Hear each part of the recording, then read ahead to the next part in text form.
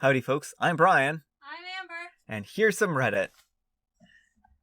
Our first story is titled, Am I a Jerk for Refusing to Pay My Sister's Pet's Medical Fees? My sister, 22, unemployed, is a severe introvert. Never really made any friends since she's extremely socially awkward and seems kind of depressed most of the time. She lives with her mom and dad and gets by doing housework and chores around the house while getting an allowance weekly from our dad. She ended up saving her allowance for a couple of years and finally had enough to buy herself a dog.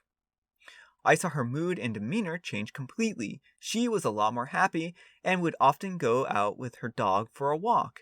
She used her allowance to pay for whatever knickknacks and toys for her pup. Never saw her love something so much before. It's been about 2 years since she had her dog. I'd visit home every now and again to see the family. I had this habit of leaving my door open, so whenever I visit family, my sis would firmly remind me to leave my door closed. This all began when a year ago her pup came into my room to chew on my underwear. She kindly stated to me, "Please leave your door closed. Bongo went in there and was chewing on your underwear when I went to go pee." Ever since then, I would forget to close the room door from time to time when I visited, and she would remind me. I brought my new girlfriend over to visit the family, and she stayed over for one night. I had to leave for work in the morning, so I let my girlfriend alone in the family house while I was gone. Mom and Dad were out shopping and having a date. I get a call from my sis sobbing, saying that her dog ate some milk chocolate in my room, Hershey Kisses to be specific. I stupidly asked her how the dog got in since I remember closing the door, and she snapped back, "Obviously your dumb girlfriend left it open." Bongo went in there while I was doing laundry. I told her that I'd call her back since I was in a meeting, and she just let me have it and started shouting and yelling at me. I come back home and notice that Bongo had black powder on his face along with both of his sides swelling. I think to myself, what happened? I see my sis in the corner and my girlfriend in the other corner, a very tense atmosphere. I ask my sis calmly what happened. She says back quietly. I rush Bongo to the vet. They forced him to eat chalk and shoved water pouches in his side for some reason. It cost me $900. I didn't say anything back and just grabbed my girlfriend's hand and drove back home. I looked into this a bit more, and apparently a tiny bit of milk chocolate would have been zero harm to a dog the size of Bongo. My sis overreacted. I get a call back 2 days later with my sis saying, "Bongo's all better. I'm going to have a bit of trouble paying for this. I told Mom and Dad that I'd pay for all of the pet fees. Can you help me pay for this a little bit?" I tell her it's not my fault. She shouldn't have left the chocolate out. Also, didn't need to spend all that money. Bongo would have been fine. Then we get into another huge argument over the phone, ultimately with me not helping to pay any of the costs. Am I a jerk? Alright, OP. I'm a little baffled here with this particular statement.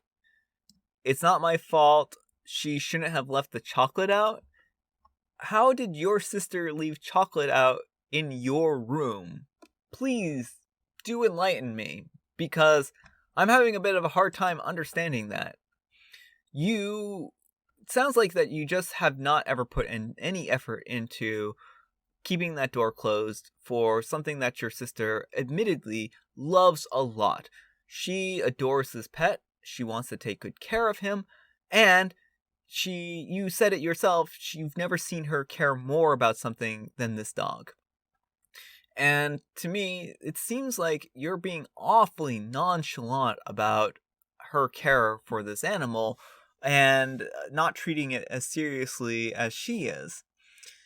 And all she wanted you to do was keep your door closed. Now you say, it's not my fault. My girlfriend left the door open. Well, did you tell your girlfriend under no circumstances was she to keep the door open? Because if I had to make a guess, just this teensy weensy bit of a guess, I would say no, you did not stress the importance of that. Now, you also say, well, he ate a tiny bit of chocolate. Well, how much chocolate are we talking about? And also, were they wrapped candies? Did he end up eating candy wrappers or, metallic tinfoil wrappers? Because I know Hershey Kisses are wrapped in aluminum foil. So I don't think eating metal is necessarily healthy for a dog. Even if they ate one or two Hershey Kisses here, that's still metal in their system here. And your sister, maybe she overreacted. Maybe um, she didn't have to take her dog to the vet, but it's her pet, and she wants to make sure her pet isn't poisoned by chocolate. And you again stated that she loves this dog a lot, so of course she's going to take every precaution with this dog. So again, I have a really hard time seeing things from your point of view here when you didn't seem distressed to your girlfriend. You haven't ever taken this seriously. It just seems like you kind of treat this as not a big deal. And this is your sister's pet. I do think that you should help with the medical bills here. Especially since the chocolates were in your room. It's your house guest is the person who ended up causing the dog to have to go to the vet. So I think in a lot of ways it would be fair for you to cover at least some of this bill, maybe all of it. But yeah, that's just my take here. Anyhow, take care and good luck. You're the jerk. You write in such a demeaning way about your sister. You admit she told you time and time again to keep the door closed, yet you keep leaving it open. And you don't even live there anymore. Admittedly, you sound like a pretty poor sibling in the first place. Pay for at least half of the bill, and don't leave your door open again. Not too hard to put a sticky note up to remember, is it? Yeah, do whatever it takes to keep the door closed. Also, saying that a dog for sure would have been fine after eating something it's deathly allergic to, when you recently posted being concerned about eating refrigerated turkey, is a nice bit of irony. Do better, please. OP. When it's my health, I am very concerned. When it's my sister's stupid dog, oh, I don't care. The dog would have been fine. Yeah, that seems like typical jerk behavior. You're the jerk. Dogs eating chocolate is no joke. Plus, who says that she didn't eat more than a couple? If she actually got charged $900 at the vet, then it was serious. If it wasn't serious, it would be minor, or she would just be turned away. So just pay the $900, or get your girlfriend to chip and pay in. You guys caused this by leaving the door open, and anyway, that stuff should be at a place where a dog can't get to it. If it's a smart dog, then it can open doors, like mine. So yeah, you're the jerk. You're the jerk. Our next letter is titled, Am I the jerk for making my sister pay 1/2 of the rent? First of all, I'm a 28-year-old male and my sister is a 25-year-old female. Anyways, I got divorced earlier this year. Marriage lasted 3 years and we had my daughter, a 4-year-old, before we got married. Now, my sister has always been a fantastic aunt and we get together at least once a week. My ex-wife and I rented a nice 3-bedroom condo and I kept it through the divorce. I absolutely love the condo, but rent was high with only one income. I started running into money issues a few months after the divorce, and considered moving. Instead, I decided I could ask my sister to move in with me since she could help with my daughter, who I get 1/3 of the time, and help with the money. When I brought it up to my sister, she seemed to think it was a great idea too. Before, she was living with my parents and wanted to move out anyways. Skip forward to about a month ago, my sister finally moved all her stuff and settled into my condo. Since I had an extra room, it all went pretty smoothly. Now we discussed the general chores and grocery plans, but I guess we both kind of assumed about how the big bills would be split. Last week, it was time to pay the rent for the first time since she moved in. It was roughly $1,500 for rent and a couple hundred for not including utilities and internet. Let's say it was around $1,750 total. Anyways, when she got home from work, I let her know that she owed me about $875 for everything.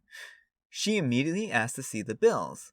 I showed them to her and she got incredibly angry fast. She started arguing about how I was trying to take advantage of her. She said she should only be paying 1/3 of everything, which I told her was not fair. 1/3 is approximately $530.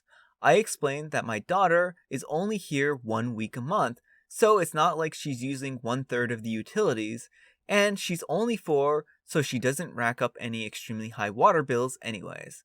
I also argued that she has free reign over 1/3 of the place. She started calling me names and said if there were 3 people who use the house, then it should be split 3 ways. And because I'm responsible for 2 of the household members, I should be paying 2/3.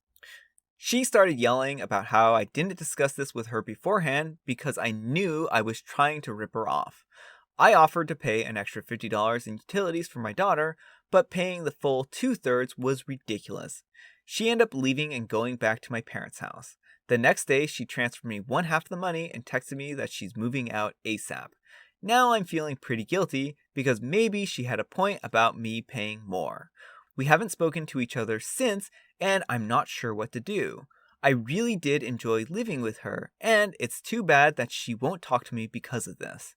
I still think me paying 2/3 was a ridiculous assumption though, and I don't know what to do. Was I the jerk for making her pay half? Alright, OP. I think in this particular case, you both needed to communicate more. Just flat out. Assumptions are bad things to have when it comes to living situations. She made an assumption, you made an assumption. You did not outline how much per month that she was going to have to owe. And I think that you should have told her upfront that rent was going to be about such and such. Honestly, and I can't imagine moving into a place not knowing how much rent was going to be. Like, to me, that seems like she should have been preparing for it. Now, I think foisting it on her all at once like that was probably a little bit much. She may not have realized how much your expenses were. And she may also not realize how much of a dire position you were in. And she probably thought that she was doing you a favor by moving in and, helping out with the bills. So, yeah, I think that you two needed to do a better job of communicating. I think you two needed to, really talk about this seriously before moving in. And we're ironing out all those kind of details before miscommunications happen. And if at all possible, get things like this in writing, because that way there isn't any kind of dispute about what the truth is. Not that you can't trust your sister, but people forget, people have miscommunications, people don't necessarily remember what they've agreed to, and so it's always good when you go into an agreement with someone to have it in writing, because that way you all are aware and clear about what those expectations are. So that's what I have to say here. I think that communication's key, getting things in writing is key. Anyhow, take care and good luck. Alright, so I did want to go into the comments here. I looked specifically at OP's comments, and I think there is a little bit of additional information here. You're the jerk, you want to use your sister for free childcare and half the rent, and you didn't tell her in advance. 2/3 sounds more than fair considering the free help you're getting from your sister. If she's acting like a free live-in babysitter, she shouldn't even be in the wrong to not want to pay the full rent at all. Edit, to make it worse, OP barely sees his daughter, but apparently he can't even handle it during the time and needs his sister to babysit. And OP replies, "It's only 1 week a month and I wouldn't make her fully babysit. My daughter just needs constant supervision since she's 4, so it's handy to have another person around. My sister also loves hanging out with my daughter." So I think with this additional information here, sounds more like OP also is using his sister for free childcare, and that potentially he should factor this in with his calculations as well. And, it's a real shame that OP didn't iron out these details ahead of time. And again, this should have all been negotiated well ahead of time, from the childcare to the chores to the, monetary breakdown. That way everyone would have been crystal clear about where everyone else stood in this situation. And the trouble sometimes with family members is that one family member might try to take advantage of another family member because they feel like it's easier to take advantage of family members just because, family members are supposed to be there for you and stuff like that. So, this is really a kind of a bad situation for the sister all around. She just got moved in, and then it seems like OP here is probably being a bit on the unreasonable side. You're the jerk for not sorting this out ahead of time. What's wrong with you? Yeah, that's what I have to say. Like, why did they not sort this out? You're the jerk. You should have sorted this out ahead of time, and she is more than right about this than you are. You have a 3-bedroom apartment, and your sister has access to 1 bedroom, while you retain access to 2. In no world does it make sense for her to be paying half the rent. That made sense with your ex-wife, but the situation is obviously different. You should be splitting the rent 1/3 and 2/3, so her assumption about that is more than reasonable. Yeah, that actually is a really good point. The OP does have access to 2 of those bedrooms. Now, what you suggested with utilities sounds broadly fair, but it would also be reasonable to mirror your rent split. But the real issue is that this was only a compromise you offered when the rent was really unfair. She probably thought she would be paying around $600, maybe $625. I think that comment says it really well. I mean, that actually touches on a point that I didn't talk about when that was the, room breakdown. And yeah, I mean, when someone controls 2/3 of the house, they probably should pay 2/3 of the rent. All right, folks, that's all the time we have for today. I hope you enjoyed today's video. If you did, consider giving me a like. If you didn't, consider giving me a dislike. So also, you might notice that I'm actually recording these a couple of days ahead of time. I have a pretty busy schedule ahead of me, so I do want to make sure that I continue to post on a pretty regular schedule here. So in order to maintain that, I just have to record probably a few shorter episodes and just post edit them and stuff like that when I can ahead of time, so that I can just kind of maintain some kind of reasonable schedule in the next couple of weeks. So after the next couple of weeks, I should be able to return to my regular schedule of picking out, a couple stories every day from the ones, or having Amber help me rather, and continuing from that. But for now, I just kind of have to make sure that I have some episodes lined up for folks, but also, I have time constraints here, so that's the reality of the world sometimes. So hopefully you still enjoyed this episode, even if, these stories are a little bit older. So yeah, take care, and I'll see you all later. Bye. Bye.